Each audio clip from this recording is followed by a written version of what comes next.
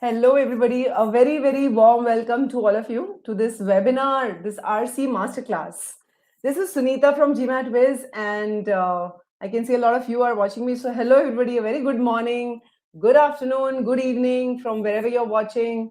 Uh, a very, very warm welcome to this webinar. And so many of you out there just shows that reading and comprehension on GMAT is something that is, it scares you, and you're here to understand what you can do to overcome that fear, right? So if you are here because reading and comprehension on GMAT is a problem for you, you're at the right place. Let's get started, guys. So let me quickly share my screen. 1 second, just give me a moment. Here we are. All right, let's set the ball rolling. Okay, so what are we going to do today? Let me set the agenda quickly, and then we can get on with our work. So for those of you who have never attended any of my webinars, I'm Sunita. I'm the verbal head at GMATWhiz. I have tons of teaching experience, both in person, online, classroom teaching, and through years of teaching, the experience that I have gathered, that has helped me to curate the entire GMATWhiz verbal course. I will share with you the trial version of the course in a short while, but just understand that whatever you are going to see today, learn today, it's born out of real-time feedback. The feedback that I have gotten from my students, the real fears that they have shared with me, all of that has culminated in the course that GMATWhiz has. So my credentials out there up in front of you, you can see that. Now I'm just going to introduce you to a few of my students. Just look at them, okay? This guy, all right, non-native 99th percentile in verbal, all right? Harsh, verbal 88. This is Srikar. He moved from a verbal 78 to verbal 86. And this is Ria. She moved from a 615 to a 715. And the reason I mentioned 3 of my students is that RC was a game changer for them. Okay, they followed to the point all the things that I asked them to do, and the result was there for them to see. So just that, let's let that stay with you so that you get some encouragement to really listen to whatever I'm going to say today. What are we going to look at today? We're going to learn how to read the passage in the most effective manner. It's an RC Masterclass, so of course I'm going to talk to you about what are the best practices that you can use when you are reading the passage on the exam, okay? And then we will also learn how to read the answer choices, in such a manner in order to save time and eliminate with accuracy. A lot of times students, I've seen that students spend very little time on the passage, but they spend tons of time on the question stem, and then still land up choosing the wrong answer. So we are going to look at that today as well. And we are going to do these 2 things by solving some typical inferential question types on GMAT RC. I'm sure you have come across the primary purpose of the passage, the main point of the passage, the primary purpose of the passage. So I'm going to solve one such question. I'm also going to solve a question which we at GMATWhiz called function question. You get these questions which says, oh, what is the purpose of this sentence? What is the purpose of this example? What is the function? What is the role played by the second paragraph of the passage, and so on and so forth. And then we will also look at a detail-based question. So 3 passages, 1 question each passage, focus being how to read the passage, okay? So shall we get started? All right. First, coming up is what is the primary purpose question. So just before we begin with the passage, I'm just going to briefly mention for those of you who haven't, who are beginners, who are just starting your GMAT prep, and you are not very familiar with what is a primary purpose question. So a primary purpose question is a question which asks you what is the central idea or theme or topic that is being conveyed in the passage. In fact, the primary purpose question is trying to find out whether you can identify what is the author's primary purpose behind writing the passage, okay? And the main characteristics of the correct answer choice here is that it's a single sentence summary of the intention of the entire passage. It doesn't just focus on one part of the passage or one paragraph or one idea or one example, and you'll find that usually the correct answer choice doesn't contain too many details. Okay, so with that, let's get started. Briefly, I'm going to mention the process that we'll follow for deriving the main point. So if the main point is the motive of the passage, then how is the author going to arrive at that main point? Well, the author is going to discuss different aspects of the main idea, right? He'll let's say, talk about the advantages or disadvantages or pros or cons, give different opinions. So different aspects of the main topic will be discussed in different paragraphs, all right? Therefore, if we are mapping each paragraph, if we understand the central idea of each paragraph and combine those, if we map the passage and combine the central ideas of each paragraph, we are going to arrive at the main point. So this is what I'm going to demonstrate today through following the now so famous involved and evolved reading approach that GMATWhiz is so well known for. So once again, let me see. Okay. All right. It's nice to see so many of you out there. Yes, it is live. For those of you who are asking, it is live or not. It is live. And I hope you really enjoy the session today as much as I'm going to enjoy taking it. So I'm going to bring up a hard passage. But before that, there's a disclaimer, guys. Help me out here. For the time being, okay, imagine that you're learning a new skill. And when you're learning a new skill, you're not looking at the watch. You're not looking at the clock. Focus on the approach. Remember, the approach that I'm going to show you today, if you practice it day in and day out, your timing will reduce. But for now, let's not focus on the timing. Let's focus on the approach. So let me bring up the first passage of the evening. Here it is, guys. It's a hard passage. It's an official passage. I'm going to bring up the question in a short while. But you guys tell me, how much time should I give you to read this passage? Go ahead. You can bid for the time. How much time should I give you to read this passage? For those of you who've just joined us, today we are going to, this is our RC Masterclass, and we are going to look at all the things that you need to know about reading and comprehension on GMAT, for the GMAT exam. 4 minutes says Aman. Then Bevan says 4 minutes. I have Ayush saying 4 minutes. So is 4 minutes a standard, guys? That is why you're asking for 4 minutes. Because to be honest, if I were reading this passage, I would take around 6 minutes to read it. But if you want 4 minutes, I'll give you 4 minutes. Again, as I said, we are not going to focus on time today. We are going to focus on process. If you go through Ria or Srikar or, if you go through their debrief on the YouTube, you will find that when they began following the process, they were taking a lot of time on the passage. But with practice, that actually came down to 5 to 6 minutes. Okay, I'm going to give you 5 minutes. Let's get started, guys. And I promise you, after today, you will look at RCs in a very, very different way.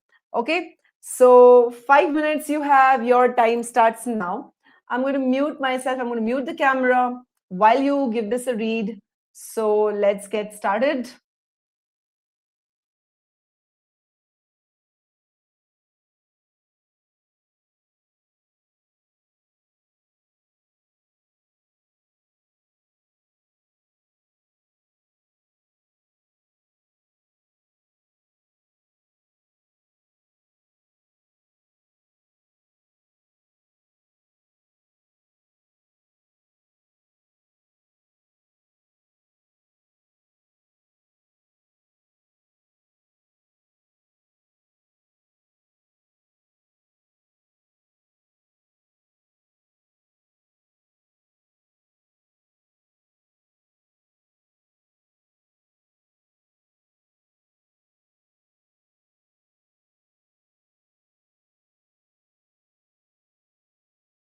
I'm trying to remove the watermark. Just give me a moment, guys. I'm sure I can remove the watermark. Let me just find the link to do that. So just give me a moment, guys. Let me see if I can shift it so that you can see it thoroughly.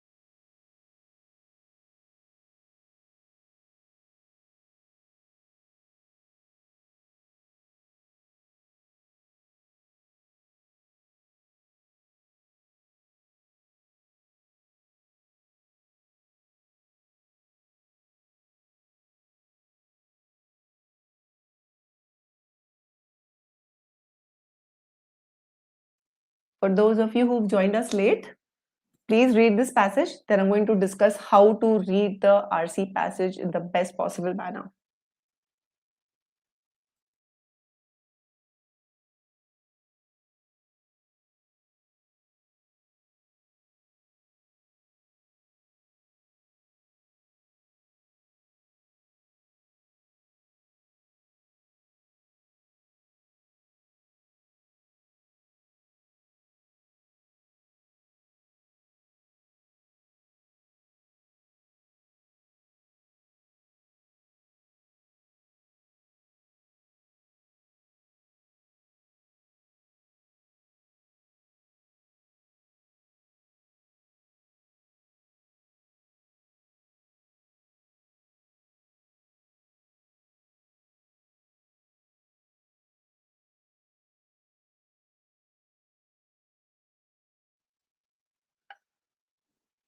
All right, guys, your 5 minutes are up. So I'm going to bring up the question.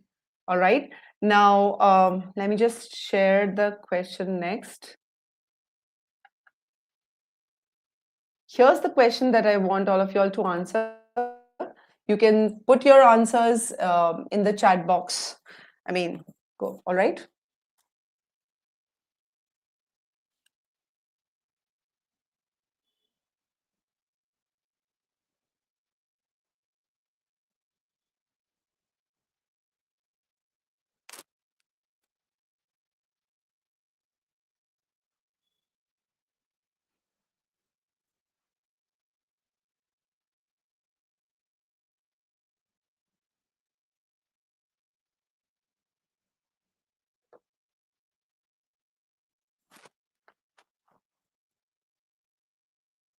I'm going to give you 30 seconds more.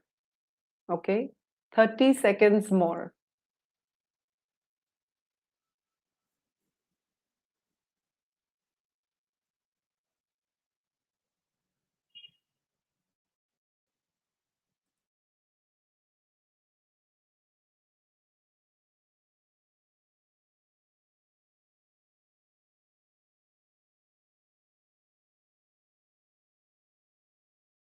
All right, let's see what answers have been coming up. So I have two answers, both claiming D as the correct answer. And again, remember, guys, the main primary purpose of today's session is not to see whether you are getting your answers right. The primary purpose of today's session is to learn how to read in the most effective manner. Okay, so far I have Arpita, Cute Frenzy, Mads, Devin, all going for D, and I don't have any other answers. Then I have Aman also going for D. Okay, guys. So again, let's look at the passage rather than looking at the question itself. And for those of you who haven't been able to solve the question, let's see what we could have done about it. So I'm going to start with how to read. Okay. Now, this is the first paragraph. This is just I have separated the sentences of the first paragraph. If you see, the first paragraph has 1, 2, 3, 4, 5, 6 sentences. All right. And if you look at some of these sentences, they are like huge, right? They're almost like a paragraph unto themselves. So how do we read such sentences, okay, such complicated sentences? I'm sure one time or the other, you have faced issues with reading such sentences, okay? So I'm going to show you how to read this. Bear with me. Focus on the process. Focus where I stop. Focus what I think. Focus how I connect. So break, pause, think, connect, all right? These are the things that are going. So a lot of people keep telling you, you should read the passage properly. You should read the passage properly. How to read it properly is what I'm going to show you. And how to then assemble the main point and reach the correct answer choice. So for those of you who struggled with this passage, for those of you who found it difficult to answer that question, let's get started. So here goes. Okay. All right. Let me use my annotation here. Okay. In current historiography, now I would stop here. Now let me take this moment to just say that if you are not sure what historiography means, okay, don't worry. GMAT does not test your vocabulary, okay, your area specific or a particular field specific vocabulary. So just think that, okay, it is something about current history or something. Now, on the other hand, I would say that this is one term which you'll keep coming across in a lot of history based passages, okay, humanities passages, historiography. Historiography means the way of writing history, all right? So in current historiography, the picture of a consistent, unequivocal, there you have another word. Suppose you don't know the meaning of that word. Hold on, don't panic, okay? Because it will have to be something which goes with the word consistent, right?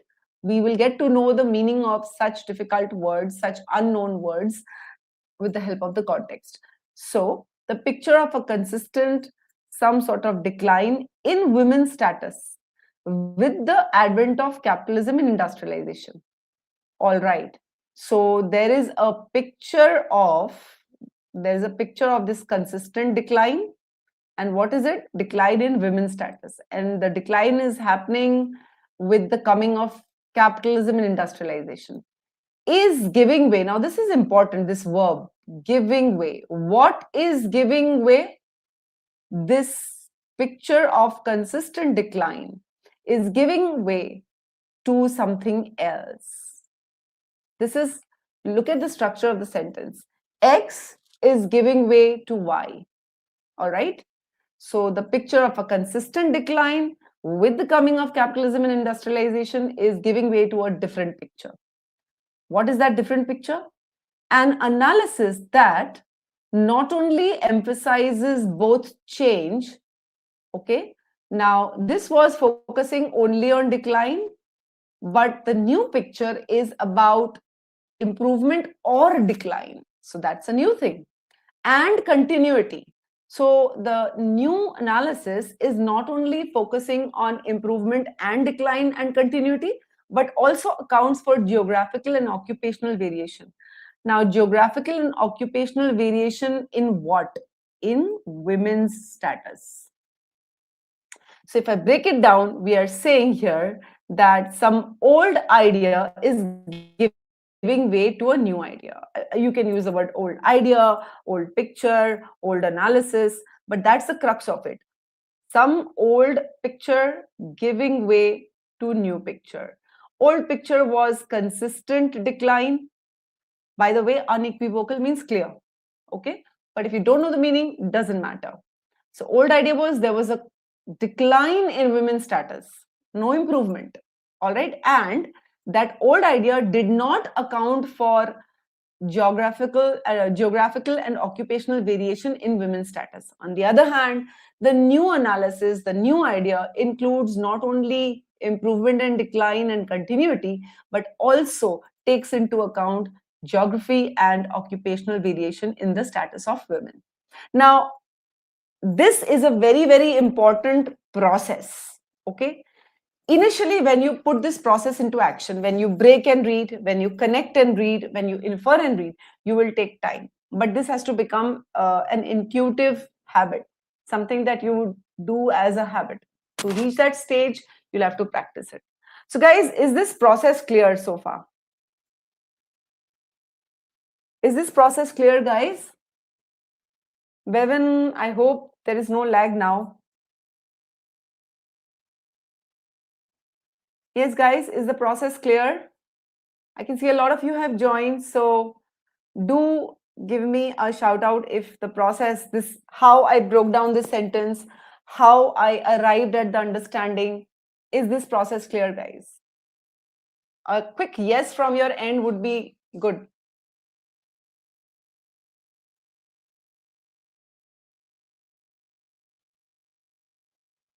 Thank you, Bevan. There are about 30 of you out here. Thank you, Arpita. Okay, great. It seems, again, you can watch the recording, guys, if the process is not clear to you. But let's get started going.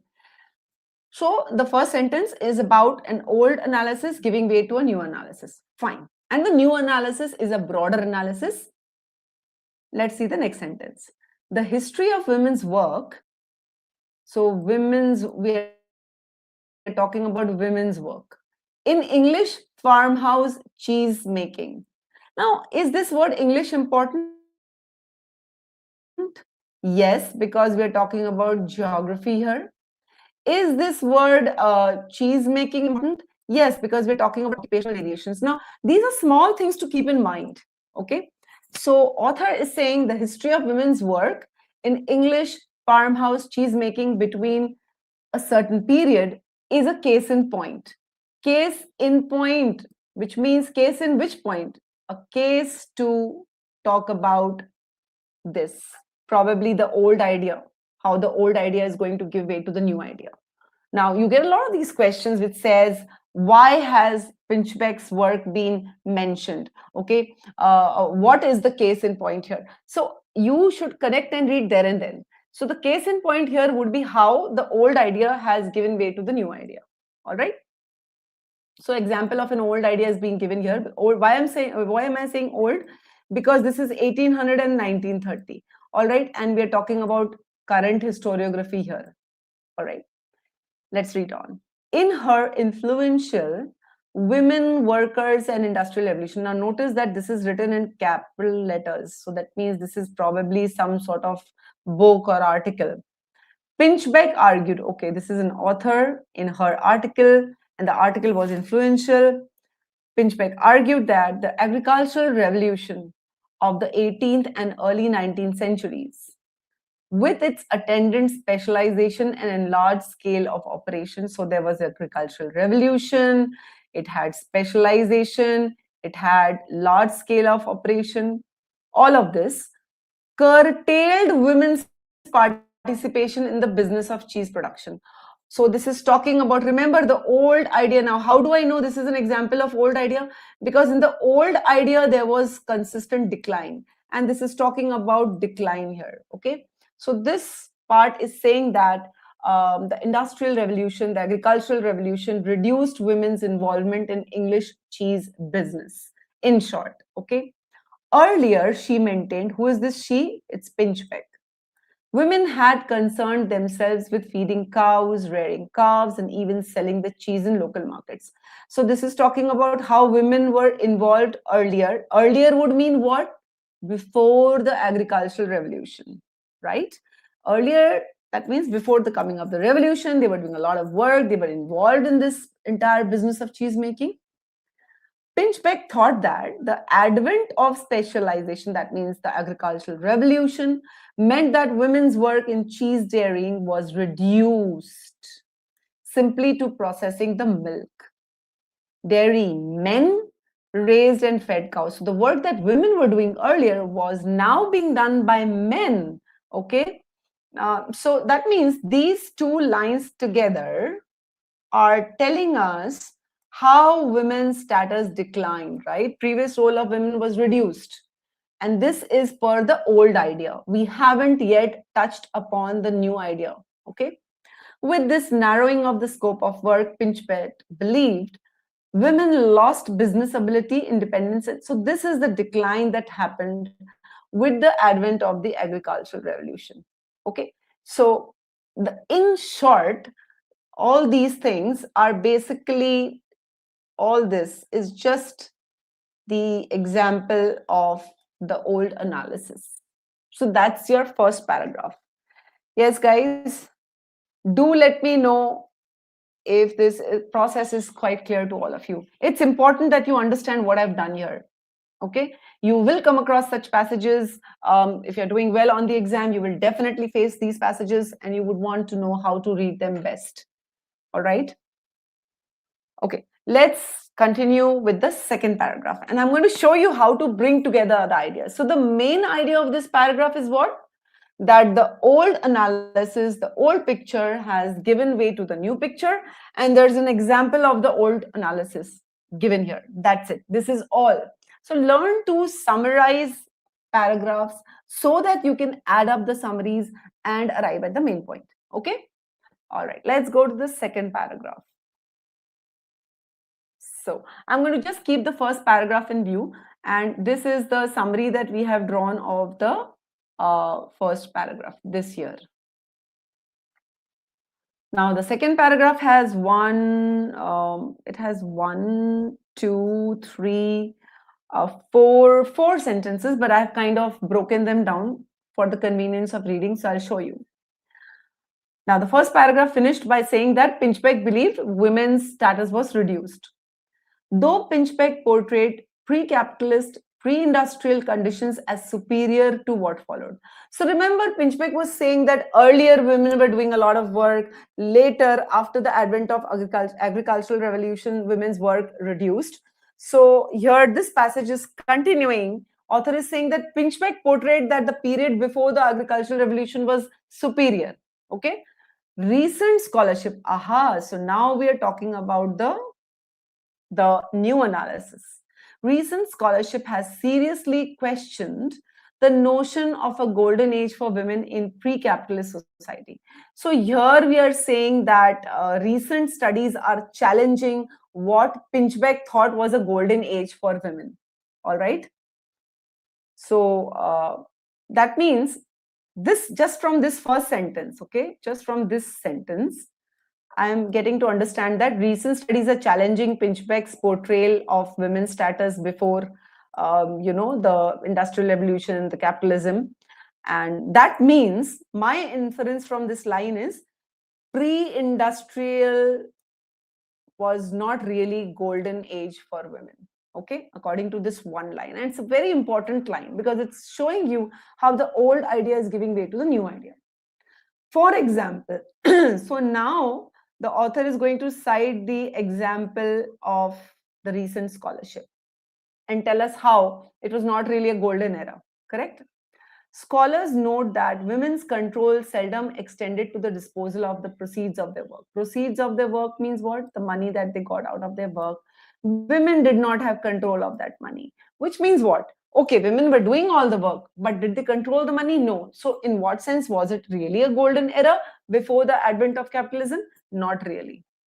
In the case of cheese, the rise of factors may have compromised women's ability to market cheese at fairs. Okay, but merely selling the cheese did not necessarily imply access to money. So what the author is saying is, before capitalism, okay, women were doing a lot of things, but they were not really controlling the money. And post-capitalism, maybe their work reduced, but in terms of money control, it was still not there. So was there really much of a decline? That's what the new picture is saying. Davidoff, maybe some author, cites the case of an Essex man who appropriated means took all but a fraction of the money from his wife's cheese sales. So basically, this entire example from here to here is an example of just telling us this important point, that Pinchbeck painted a rosy picture of pre-capitalist society in terms of women's status, but it wasn't really all rosy. Women really didn't have monetary control. So that takes care of the second paragraph. Now we're going to go to the third paragraph. Okay, so look how we are progressing. The first paragraph talks about old idea giving way to new idea, and an example of the old idea is given. The second paragraph tells us how the new idea finds the old idea not so correct. And now we are going to move to the third paragraph.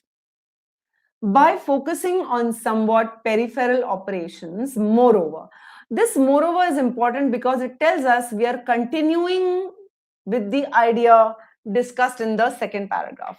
The second paragraph was discussing how Pinchbeck wasn't quite right.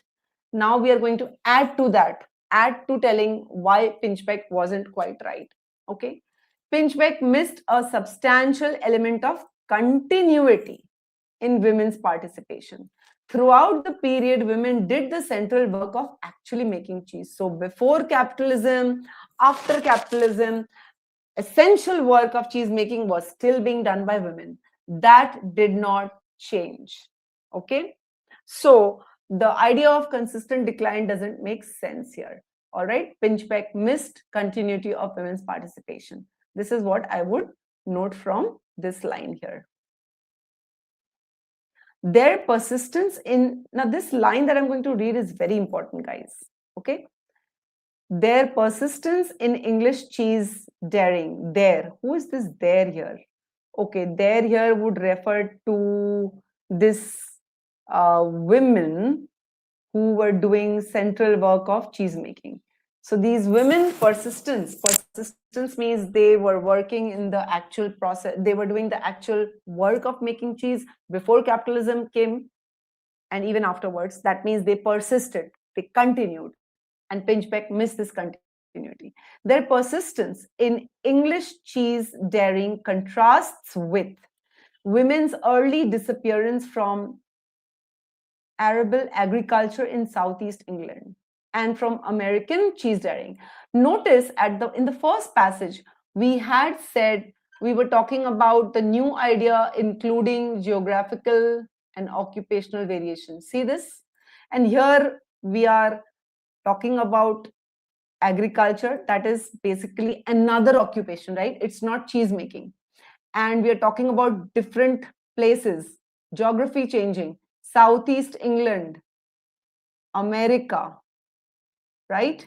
So this line here is saying that English cheese making, the women continued, but American cheese making, women were no longer a part of it. That means something was different about American cheese making that was very different from the English cheese dairying, right? And that could only mean that same occupation but different geography, or we are talking about different occupation and different geography, all right? Different occupation and same geography. So in agriculture, women disappeared. It was in England, but in cheese making in England, women continued. So same geography, different occupations, different results.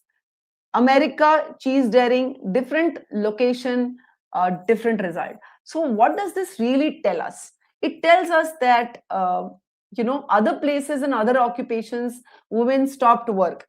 All right. So this reflects that geographical and occupational variation was not being taken into account by Pinchbeck. Pinchbeck missed that. Okay. Comparing these three divergent developments, that means the one mentioned in the previous sentence, yields some reasons for the differences among them. And this is the difference that Pinchbeck missed. Okay, this is the difference that gives rise to the new idea. It's not that just women's status declined. In some cases, it didn't decline. English cheese making women worked in a setting. So we're talking about how English cheese making setting in which cultural values, agricultural conditions, and the nature of their work combine to support their continued participation. So in English setting, they continued work. In other cases, one or more of these elements was lacking. So maybe the geography was not suitable, maybe the business was not suitable, or whatever. So overall, this last paragraph reinforces the idea that Pinchbeck's work or the old idea did not include geographical variations and occupational variations. All right.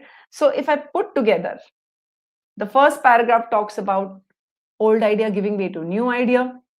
All right. Old analysis of only decline giving way to new idea, which included improvement and decline, and which also took into aspect the geographical and occupational variations in women's work.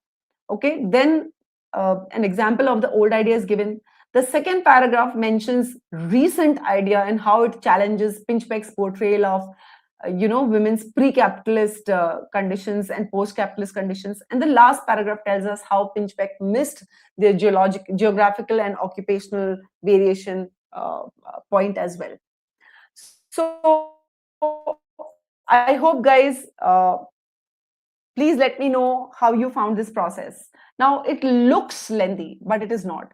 Remember, you don't have to take down notes, but this is a very strong suggestion. For a passage which is more than 2 paragraphs long, you would find it would help you if you just jot it down in a, I have written a long sentence here for your benefit so that you can understand what I am analyzing. But when you are writing down, use absolutely shorthand, alphabets, arrows, mathematical symbols. But I would suggest do that for any passage which is more than 2 paragraphs long.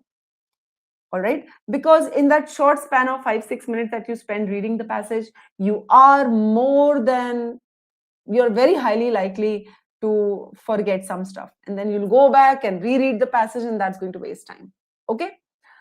All right, so let me quickly bring up the question next. So how to put together the main point? Remember, let me bring up the para summaries. These are the para summaries. So this first paragraph says, old idea gave way to new idea, and an example of the old idea is given. This paragraph challenges old ideas, and this paragraph also adds to that challenge, tells us what Pinchbeck missed. Now, if I join all these things, Pinchbeck's example is used to show how old idea is giving way to new idea. That's my main point.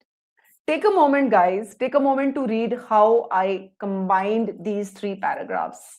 Now remember, my way of combining, your way of combining will be a little different. We will never be able to have the exact sentence that's going to appear in the answer choice, but you need to understand what is being discussed and what is the purpose. The author wants to tell us how the old picture is giving way to the new picture, what was missing in the old picture. Okay? All right. So, yeah, let's go to the question next. Okay. So the question is, now, here's the next step. Always do a little bit of quick pre-thinking. The moment you read the question stem, take a 5-second, 10-second pause to ask yourself, do I know the answer? You may not know the answer in like an exactly grammatically correct sentence. It doesn't have to be like that. But just briefly recollect your thoughts, put them together. Now, mind it, if you're not able to recollect anything at all, don't go into the answer choices. Go back to the passage or go back to your notes, put things together, then you go into the answer choices. Why? If you don't know the answer, and then if you go through the options first, your mind will get biased. You will never be able to come up with the right answer. Okay? So let's see. So I'm going to pre-think. The primary purpose of the passage, if you remember, guys, was that Pinchbeck's example, here it is, right? We did this analysis. Pinchbeck's example is used to show how old idea is giving way to new idea. So I'm going to look for the option which says this. So primary purpose of the passage is to present, okay, the word present is fine, recently discovered evidence. Should I call it evidence? It's a recent study, but I mean, I'm going to put a question mark here. That supports a conventional interpretation. No, there's no support here. Rather, there's a contrast. So A is definitely out. None of you chose A, and those of you have chosen A but have not put in the answers, please understand why it is wrong. Notice how I'm breaking down the answer choice sentence and reading, because that helps me to eliminate faster. All right. Describe, okay, the author is describing a lot of things, but let's see how reinterpretations of available evidence. Is there any reinterpretation? Now, recent studies are sort of drawing up a contrast with the previous study. That's not called reinterpretation of available evidence. So this is out. Okay, B is out. Explain why some historians, wait a moment, was there any mention of historians? Well, we were talking about recent studies, so maybe some historian had studied. Why some historians have tended to emphasize change rather than continuity? No, this is just the opposite. The new idea actually emphasizes not only change, but also continuity. See, it's given here. Yeah, both change and continuity. So I know that emphasizing change rather than continuity, this part is wrong. Out. Explore means to find out how changes in a particular occupation. Well, we were talking about changes in cheese making, serve to counter the prevailing view of a historical period. So prevailing view was that women's status declined, and we are countering that prevailing view. Yes, we are saying that it wasn't just decline, there was also improvement, there was also geographical and occupational variation. So I'm just going to keep D on hold. Now notice how the language of D is very different from what I thought. Okay, it's not using the same language, but in essence, the idea is one idea giving way to new idea, serving to counter the view. Counter the view means contrast the view. Okay, so I'm going to keep D on hold. Examine a particular area of historical research, okay, in order to exemplify a general trend. No, the idea was to show that the one trend was giving way to another trend. So E is also out. Sorry, E is the correct. We had kept D on hold. My bad, guys. Just give me a moment. So we kept D on hold. Now E says examine a particular area of historical research. First of all, we'll ask, are they examining a particular area of historical research or not? Well, they are talking about current historiography here. Okay. And we are talking about dairy cheese making. We're talking about how women's status changed. So particular area of historical research here refers to women's status in current historiography and women's status. Okay. So this is there. In order to exemplify, now they have given an example, right? Pinchbeck's example, a general trend. So the general trend was the old idea, and we are examining, we are giving the example of that old idea. Now I'm going to compare D and E. Okay. So was it just about one occupation? All right. Or was it about all occupations and geographical variations and everything? Again, this doesn't talk about the author's intention is to give an example. It just talks about the author's intention is to explore the changes. No, the intention is more than just exploring the changes. The author wants to explore the changes, but to show how the old idea is giving way to the new idea. Therefore, the correct answer is E. Most of you had marked D, if I remember correctly. So do let me know. So Janvi, don't worry, even if you're a beginner, all right, the process of reading will be like this. You don't have to start with difficult passages, all right? Start with the easy passages that are there in the OG. Always start with easy passages. I mean, if you want to learn swimming, you don't jump into the deep end, right? You always start with trying out your, skills at the shallow end. So I would suggest that you start practicing on easy questions, but the process remains same. You break sentences and read, all right? You connect the sentences and read. So guys, let me know if this question is clear to all of you. Why D is incorrect?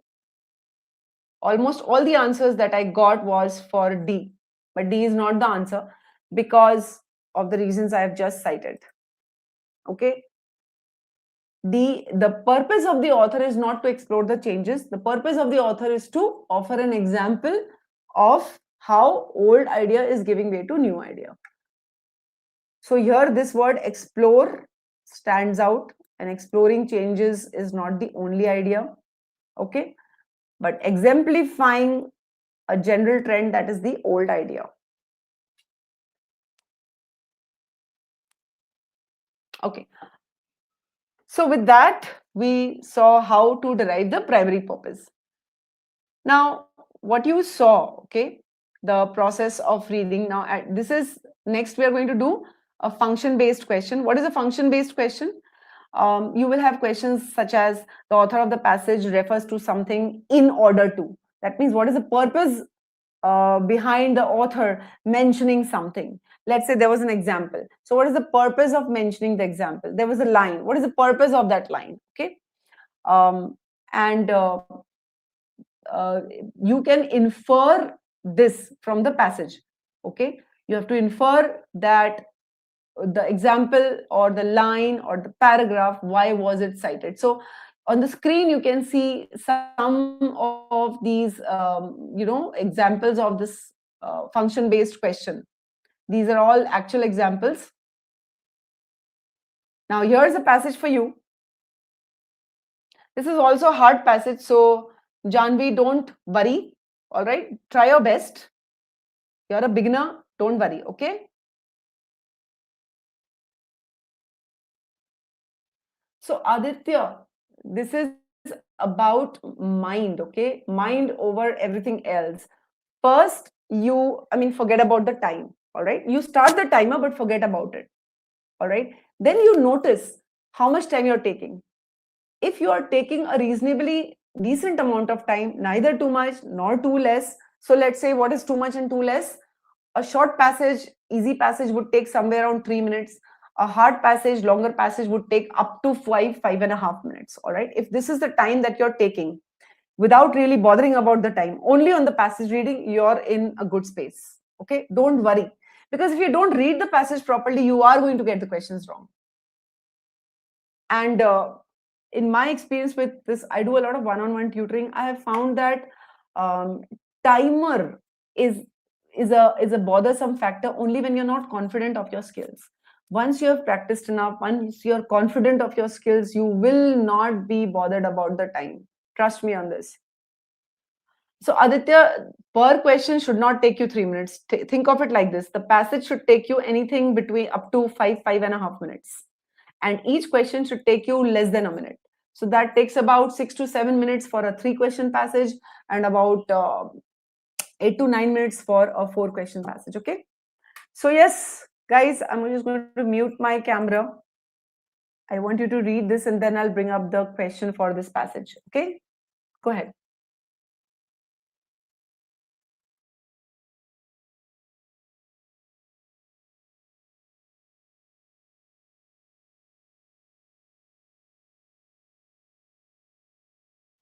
I'm going to give you 3 minutes to read this paragraph. Okay. Go ahead.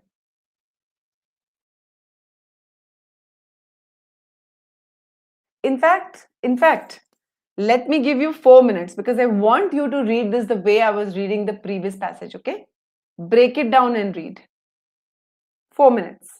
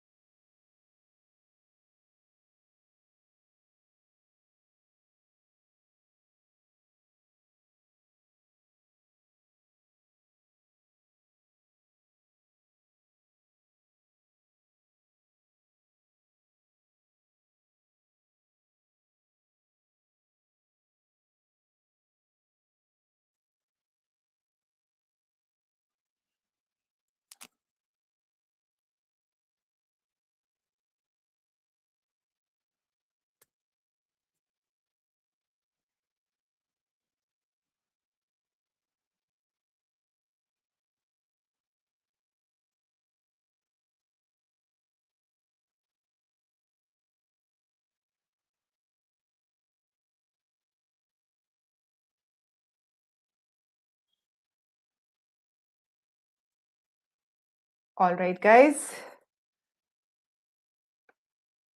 So the question is there in front of you. I'm going to give you 1 more minute and then we're going to start discussing the passage. So you can put in your answers.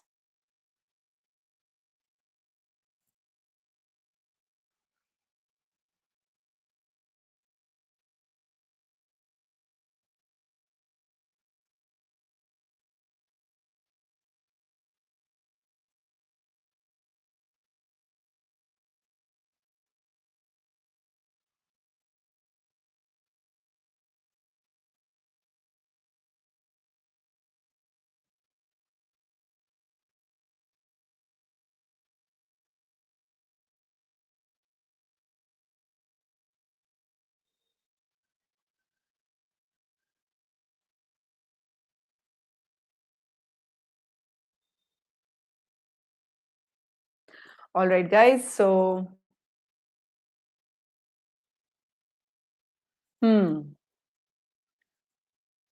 Chanvi says B, Cute Frenzy, B, Bevan, D. So I have 2 B's and 1 D. Come on, guys. You cannot nail the GMAT without nailing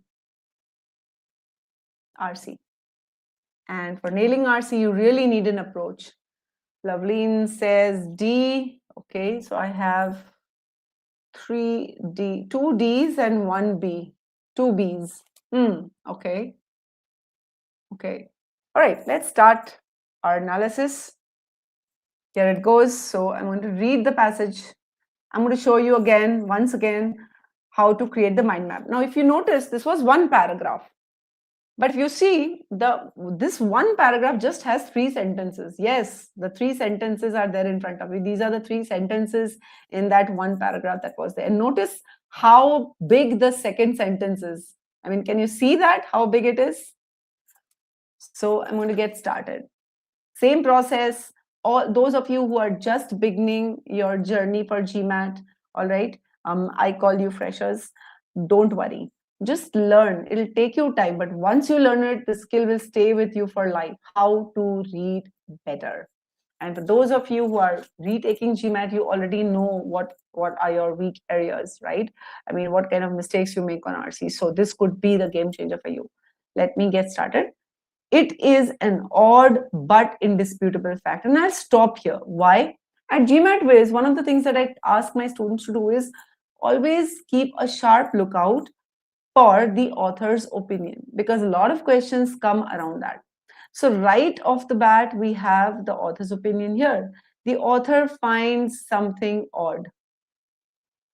Odd means strange, unusual. However, the author calls it an indisputable fact. So there's no denying that fact. And what is that fact? That the 17th century English women, okay, we are talking about a particular set of English women who are generally regarded as among the forerunners of modern feminism. So if they are forerunners of modern feminism, we can call them early feminists. So I'm just going to use the word EF for them. They are the early feminists. Okay, so it is odd, but a fact that these early feminists are all identified with the royalist side. Okay, so what does the author find odd? That all these early feminists come or are associated with a royalist side. Now, what is this royalist side? Let's say you don't know. Don't worry, it's a side in the conflict between royalists and parliamentarians. So there are 2 sides, royalists and parliamentarians, and the conflict between them is known as the English Civil Wars. The word civil tells us that both the royalists and parliamentarians are within the English setup, and they are against each other. Maybe their ideas are against each other. And the author finds it odd that all these early women are coming from only one side and not coming from the other side. So what is odd? All early women feminists coming from the royalist side and not from the parliamentarians. So the first line introduces an indisputable but strange fact.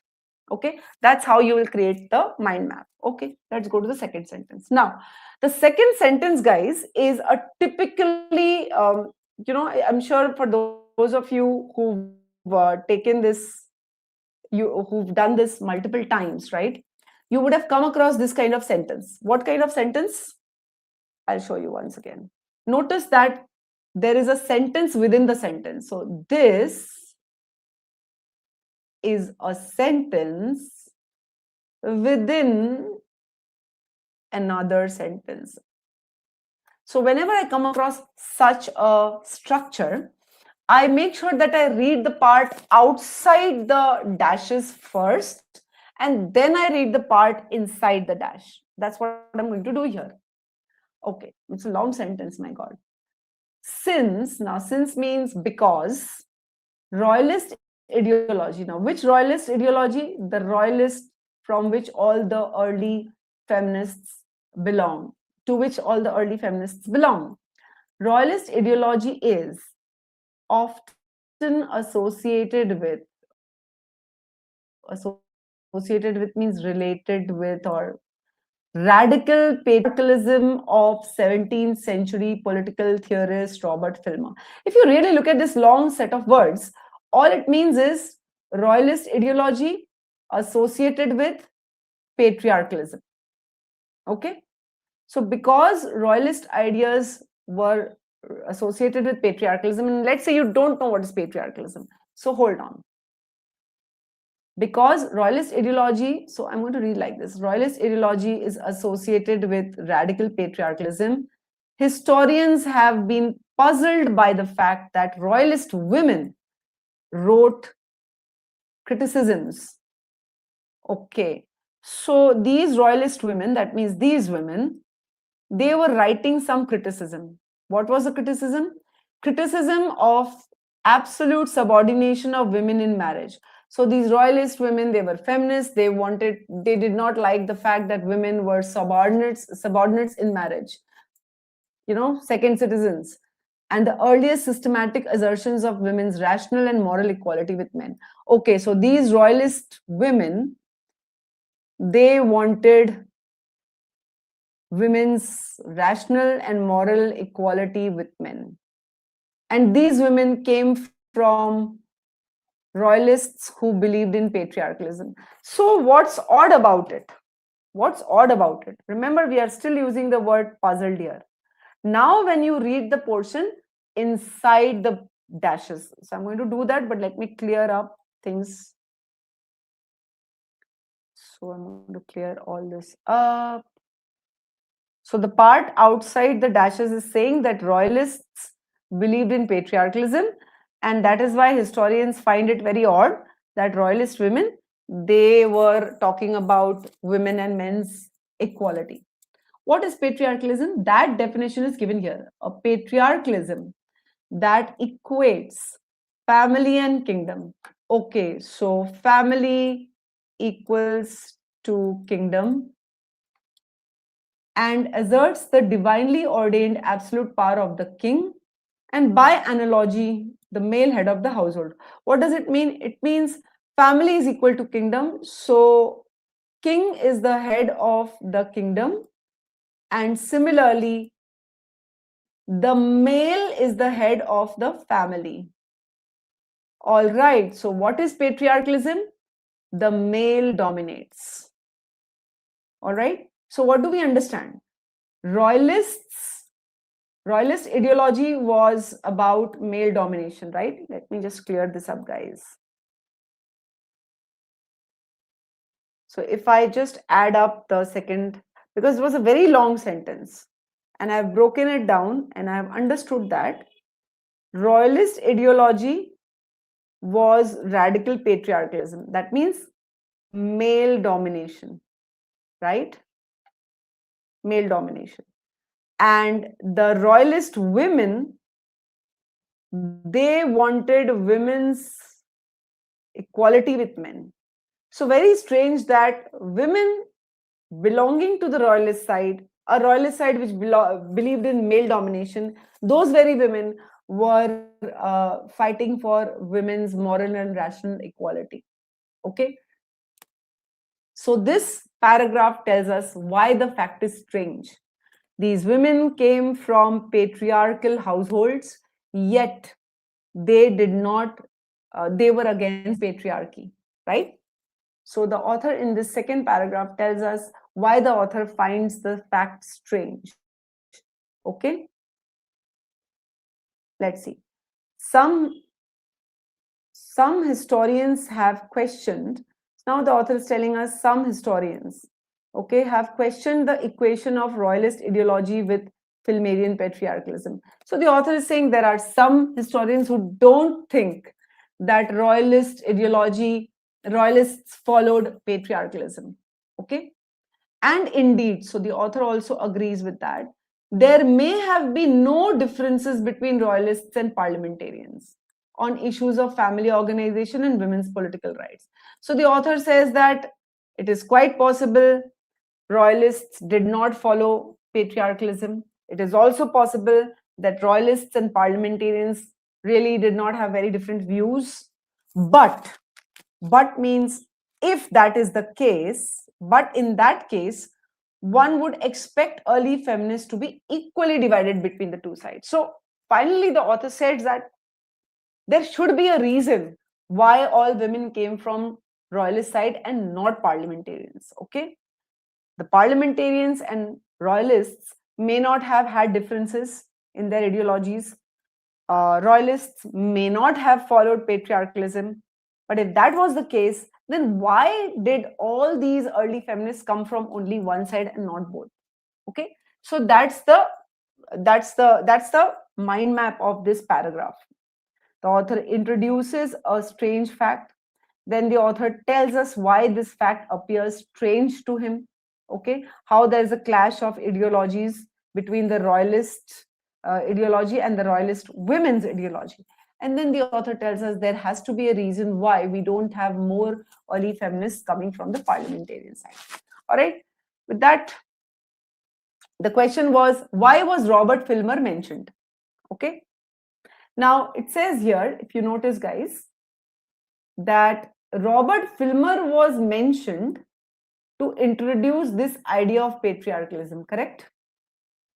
And patriarchalism was introduced to tell us that these royalist women, okay, they were against patriarchalism.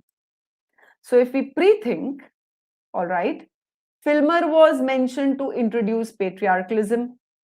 Patriarchalism was mentioned to tell us that royalists followed patriarchalism. And then we were told that royalist women did not agree with patriarchalism. So the purpose of referring Filmer was to show that there was a contrast between what the royalist ideology was and what the royalist feminist, royalist women believed in. So Filmer was referred to in order to focus our attention on the contrast between the royalist ideology and the ideology of the royalist feminists. Pre-think, guys, it'll help. Let's come to the first option. Now, most of you here were divided between, I mean, the ones who offered their answers were divided between B and D. Let me see if there are any comments here. No, we still have B and D only. Okay. So Robert Filmer was mentioned to show that royalist ideology was more radical. Well, ask yourself, does the author say that royalist ideology was more radical than something else, and was that the reason it was mentioned? No. Okay. The author's purpose to mention Robert Filmer was not to show that royalist ideology was more radical. So this is out. Nobody marked it. Always ask yourself questions. Qualify. Now, some of you marked B as the correct answer. Do you know the meaning of qualify, guys? In these function questions, okay, the author is asking the function, the purpose why Robert Filmer was mentioned. What is the function of Robert Filmer? What is the role played by? So the role is to qualify. Now, the word qualify, a lot of people think means to support. No. What does qualify mean? Qualify means to limit the strength or meaning of something. All right. So ask yourself, is the author trying to limit the meaning of something or limit the strength of something? No. Okay, there is a claim here that patriarchalism was perhaps the ideology of the royalists. But is the author trying to limit that claim? No. The author is just mentioning that royalists might have been following patriarchalism. The author is not changing that. And the purpose was to show the contrast between royalist ideology and royalist women's ideology. So B is not the answer.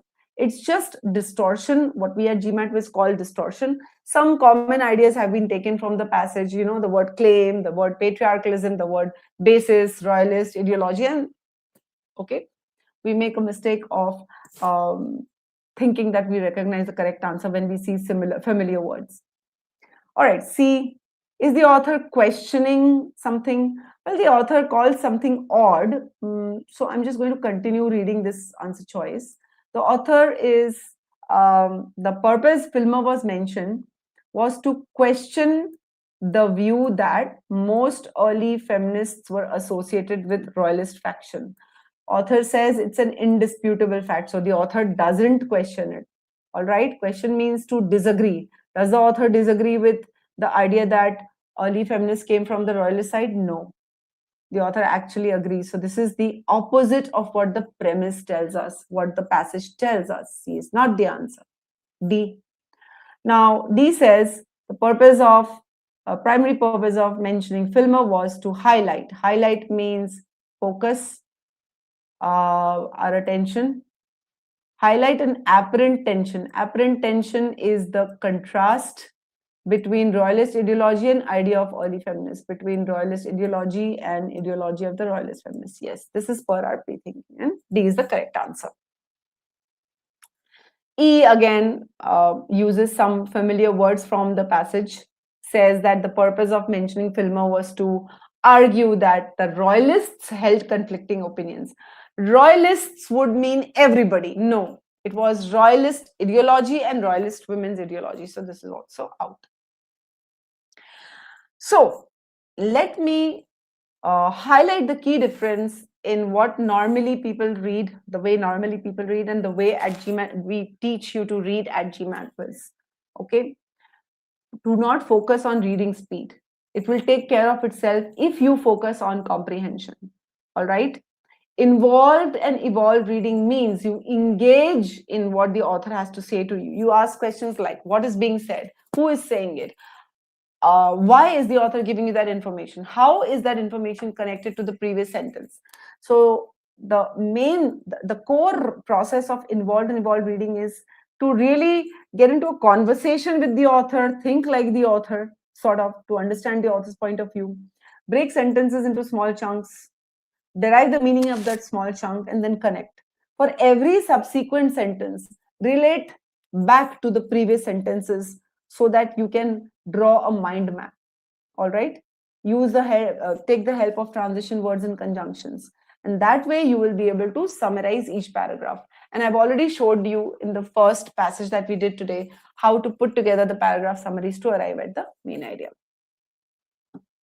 Now, for whatever you're seeing in action today, you would have noticed I stop at certain places, I connect in a certain way, I correlate in a certain way. How do I know where to pause? Well, at GMATWhiz, we tell you where to pause and how to read. Okay, we tell you how to understand the meaning of complex unknown words. We tell you how to stay alert for facts mentioned and then opinions mentioned, you know, third party opinion, author's opinion, how to differentiate between the two. Through all of this, we teach you how to understand the intent of the passage so that you can answer most of the questions. All right, this is a screenshot from our course where you can see first unit, we have dedicated over 10 hours just to build the skill to read properly, and then we have gone on to advanced concepts, you know, small video lessons telling you how to notice opinions, how to notice transition words, how to notice these things, small things. I promised you I would also do another inference question type, and that is what I call detail. All right, detail based questions. So what are detail based questions, guys? Okay, before I move on to detail-based questions, there's something that I'd like to share with you. So I'm going to share two links with you for those of you who are interested in the same. One is a link to the free trial version of the course. So if you are at all interested in taking a peek at the course, you can utilize this link. It's there on the screen right now. I'm just going to share it. So the link is right there on the screen. You can use that link to access the free trial version of the course. Don't listen to me. Don't listen to anybody else. Just try it out for yourself. The other link is if you if you have issues that you'd like to discuss with our strategy experts. You're a beginner and you don't know how to start your prep. You're a retaker and you're facing issues. Your score has plateaued. Nothing's changing. You've tried everything. You can talk to us. So I'm going to share another link with you. That's a link to set up a free call with our strategy experts. All right. Let me just share that as well. It won't take long.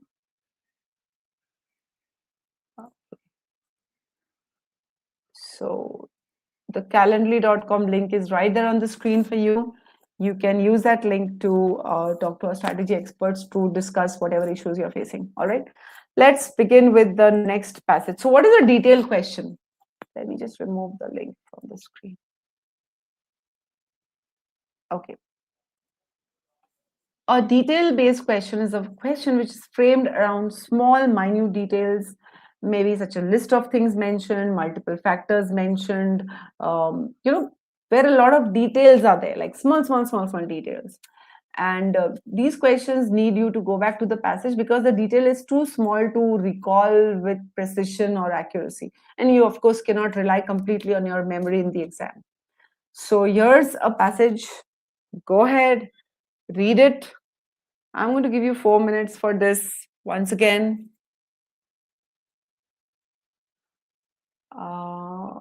Aditya says I get confused in evaluate type questions. Okay, Aditya, that's a discussion for another time. You can watch some of my videos on critical reasoning if you are so interested. All right. My time is too short to really help you out here. I'm so sorry. Okay, go ahead. I'm going to mute my camera.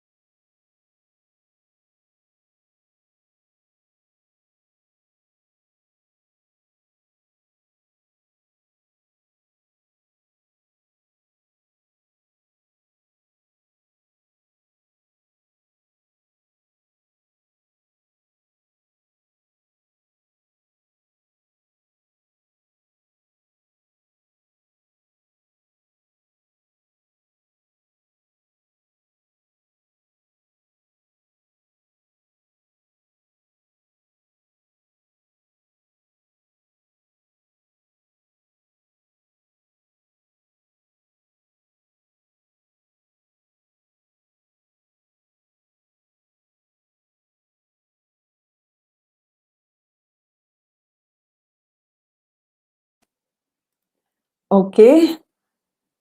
Enough time? Yes.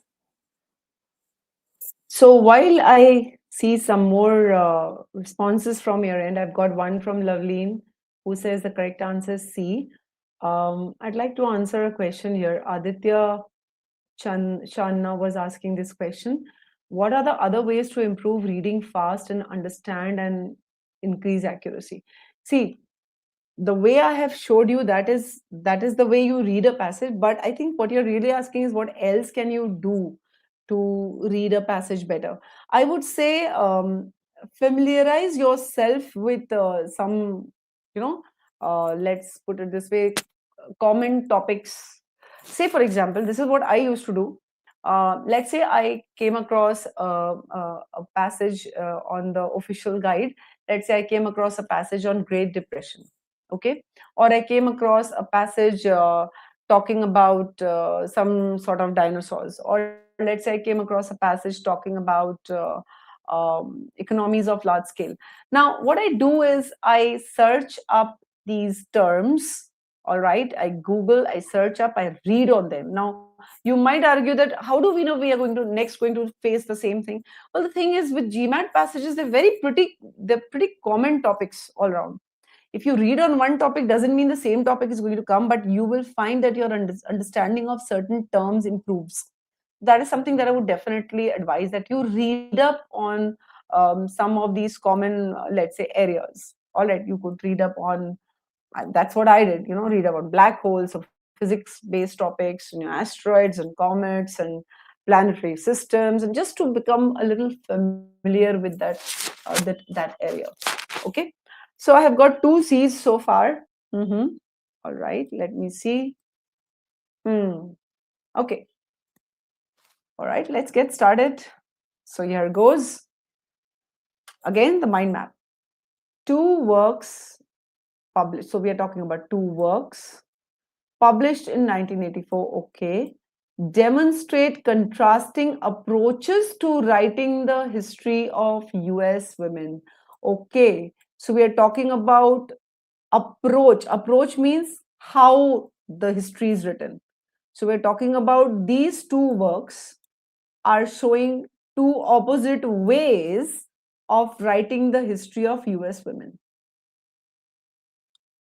Okay, 2 opposite ways of writing the history of, I have added the 18th and 19th century, but that's what the first line says. BNB's biography of Mary Fish. Now, a lot of you might not have focused on the word biography, but the word biography means what? The story of, the life story of a person. Mary Fish probably is a woman, and BNB has written a biography of this one woman. The time period is given to us. Makes little effort. Little effort means no effort to place her story in the context of recent historiography on women. Okay, so this line tells us that one of the works is BNB's biography, and this biography has very limited effort. It's limited in scope. It doesn't place the story of this woman, Mary Fish, in the context of the rest of the women's history.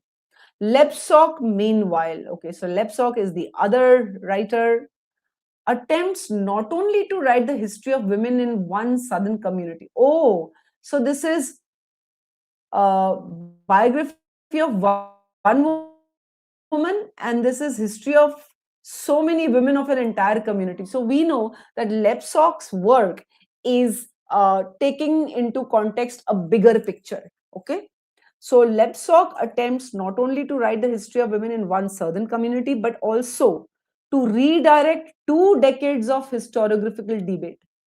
Okay, so BNB, all right, does not place the story in the context of recent historiography, but Lepsock actually refers to 2 decades of historiography, not just recent.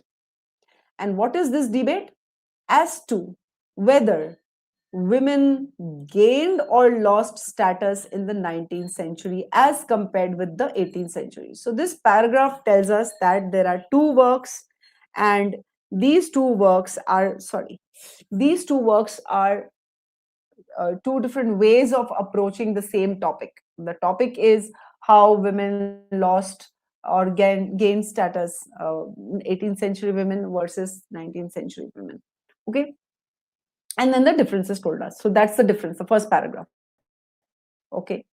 Although both books, now here we are going to talk about the difference maybe further. So what's common? Both books offer the reader the opportunity to assess this controversy. Which controversy? Whether women gained or lost status. You notice how I'm constantly connecting whatever I'm reading regarding women's status. Only Lebsok deals with it directly. Okay, so this is another difference. Okay, BNB also addresses the controversy, but Lebsok deals with it directly, which means BNB doesn't deal with it directly. She, okay, so Lebsok is a female. She examines several different aspects of women's status, helping to refine and resolve the issues. Okay, the author is further telling us what Lebsok does. She concludes that while women gained autonomy in some areas.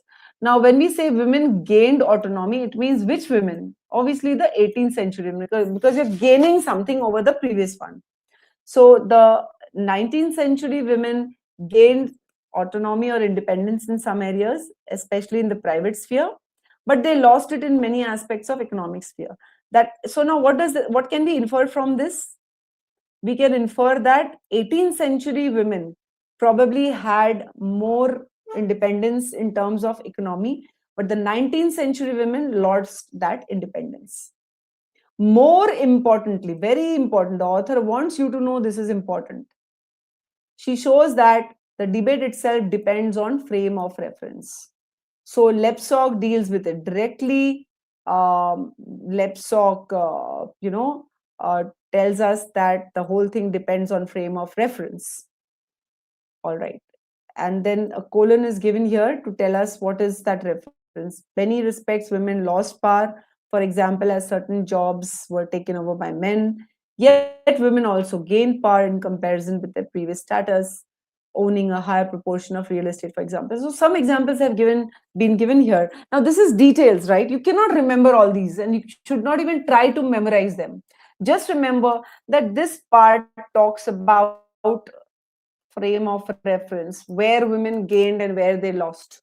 Okay, so this part of the paragraph is mostly about Lebsok's contribution. Lebsok deals directly, and the Lebsok says the debate depends on frame of reference. Okay, so two opposite ways. L's way, direct. L's way talks about frame of reference. In contrast, so now we bring up the contrast. BNB's biography provides ample raw material for questioning the myth. So that means BNB doesn't talk about these frame of references, but BNB provides enough material for questioning the myth fostered by some historians. So there are some historians who have encouraged this myth. Which myth? Myth of a colonial golden age. So when we say myth of a colonial golden age, it means what? The colonial age was not golden, right? So it's a myth that there was a colonial golden age in the 18th century. That means 18th century was not a colonial golden age for women, but does not give the reader much guidance in analyzing the controversy. So Lebsok gives the reader guidance how to analyze the controversy with the help of frame of reference. BNB doesn't offer any frame of reference, just says that the colonial age was not a golden age. So this line just says B's work doesn't give much guidance for the reader. Okay. So the mind map is what? There are two opposite ways of writing about women's status. All right. The difference, one is limited in scope, one is broader in scope. And then mostly the one that the author seems to prefer is L's scope, which is direct, frame of reference, and BNB doesn't provide that. Okay. Now the question. The passage suggests that Lebsok believes, okay, let me just see if we have any question. All right, I also have an E. Okay. The passage suggests that Lebsok believes that compared to 19th century American women, 18th century American women were. Now, what does the author, now, will I be able to remember everything that I've read about 18th century women and 19th century women? No, but I know where the author talks about it, right? So I'll go back to the passage and I'll read this part starting here. Women gained autonomy in some areas, that means in private sphere. They lost in many aspects of economic sphere. All right. So women gained autonomy. Which ones gained autonomy? As I said, since we're talking about gaining, it means 19th century women gained autonomy. But they lost in many aspects of economic sphere means that the 18th century women were more economically independent, but the 19th century women lost that. Okay, now I'll go through the options. So notice that your question stem is not asking about the 19th century women, it's talking about the difference, and the difference from the point of view of 18th century women were in many respects less powerful in relation to women. Men, no, sorry, no. So this is incorrect. More likely to own real estate. What does the passage say about real estate? It just says that the women of 19th century were, owning higher proportion of real estate. All right. It doesn't mean that they were more likely to own. Okay, so this is out. Generally more economically independent. Yes, 18th century women were economically independent. Their private lives, no, this is true of, see, this is true of 19th century. This is true, kind of true about, okay, we are looking for 18th century women. Less likely to work as school superintendents. This was also true about, I think school superintendents was lost, about 19th century women. So the correct, see, bottom line is spend more time on the passage so that you'll have to spend less time on the questions. Some of you earlier were saying you have to spend 3 minutes on the question. Once again, the equation, guys, and this is important, okay? Because sometimes we are so misguided as to how much time we should really be giving to the passage or the question. I have seen students just read the passage quickly in 2 to 3 minutes, go to the question, and suddenly they realize they hadn't understood things properly. They had thought maybe that when I go to the question, I'm going to take the help of the option, do some window shopping and come back to the passage. There they are spending more time. So if you are ready to spend time on the passage but not in one shot, right? You're spending time rereading the passage when you're going through the questions. It's better to spend more time on the passage in the initial read. A GMATWhiz student would spend about 4 to 5 minutes on the passage but take less than a minute on the question itself.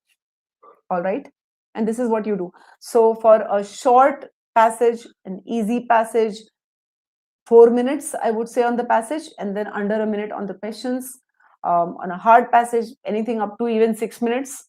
All right. In fact, the next few students that I'm going to introduce you to once more, my students, they have their actual ESR shows that they spend 6 minutes, 5.5 minutes, quarter to 6 minutes on just the passage.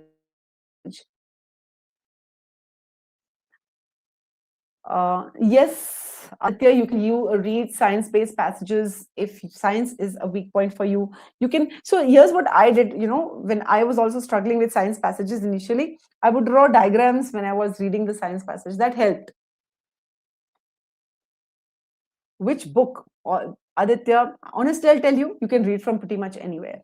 You can solve questions from any source. Honestly, it would be wrong of me to call out any source, but if you really want to be confident that the logic is sound, you can just focus on reading the official passages. So you can look at verbal review, you can look at old OG guides, you can look at GMAT Advanced, any of those.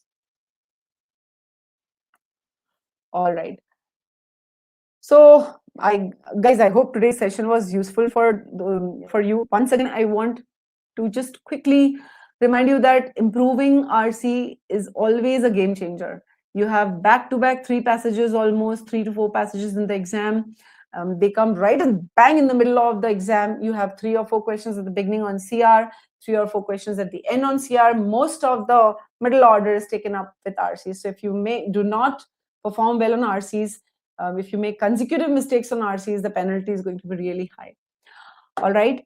Harsh improved his game by focusing on RC, like literally following a word forward. You can go and watch his interview on YouTube, Similarly, Srikar, 78 to 86. Can you see that? Can you beat that? 615 to 715 and just from one attempt to another. And I'm talking about real students. You can go and watch the interviews, guys, to get more insights. I've already shared with you earlier links to get in touch with us. You can book, let me just go back and reshare that link. So you can use this link to set up, sorry, not this one. One second. Where is that link? Yeah, here it is. So the link is there on your screen right now. You can use that link to connect with our strategy experts to discuss whatever issues you're facing, guys. But very strong suggestion, practice you improve your RC skills. You will find that, in fact, at GMATWhiz, you know what we do? We first start with CR. So CR is stage 1, where you're dealing with short paragraphs. You're learning to read short paragraphs. You're learning to comprehend short paragraphs. You're learning to analyze short paragraphs. You're learning to identify gaps. You're learning to infer. And that skill is taken to a larger stage on RC. So that is how at GMATWhiz we proceed with the prep, verbal prep. We start with CR and then graduate to RC. So if you have any questions, guys, I would be happy to answer them. So lovely, long passages, as I said, if you have more than 2 paragraphs, the moment you see, okay, I have 3 paragraphs or 4 paragraphs, make sure you're writing down small summaries of the entire paragraph, not of every line. Read the passage, the paragraph fully, and then what you have understood. You would have noticed in today's session, I was not jotting down any detail of the passage. I was not jotting down timelines or names or anything. I was jotting my takeaway, what I understood, what was the central idea of the paragraph. So I would suggest you do that. At GMATWhiz, we teach that. Aditya, you can watch. So if you really, I would take that question as a compliment. You want to watch more of my videos? There are a lot of webinar recordings on YouTube, GMATWhiz channel, and of course GMATWhiz, GMAT Club channel as well. I've taken a lot of webinars. Usually I take webinars on Thursday evenings, and today is a Thursday evening. I take it on GMAT Club. I also take it on our own channel, that is GMATWhiz channel. So you can go and just search for Sunita GMATWhiz Reading Comprehension or Sunita GMATWhiz CR. You'll find a lot of videos. So guys, any other questions? I would say just that believe in yourself and be a little patient. You cannot improve your reading and comprehension skills overnight. Give yourself 10-15 days, solid 10-15 days of practice, and I can promise you, you will improve. So you're most welcome, Loveleen. In fact, thank you, all of you, for taking out time on a weekday evening. I'm sure a lot of you are working professionals and you've had a really tiring day, and yet you took out time to attend this webinar. Thank you so much. Really grateful. And I really wish all of you the very best for your prep. You have it in you. Just stay consistent, stay disciplined, stay regular. All right. Rome was not built in a day. So as the saying goes, it'll take time, but you'll reach there. Okay. So thank you so much. A very good day to you if you have just begun your day, and a good night if you're ending it. Take care, guys. Bye-bye. See you.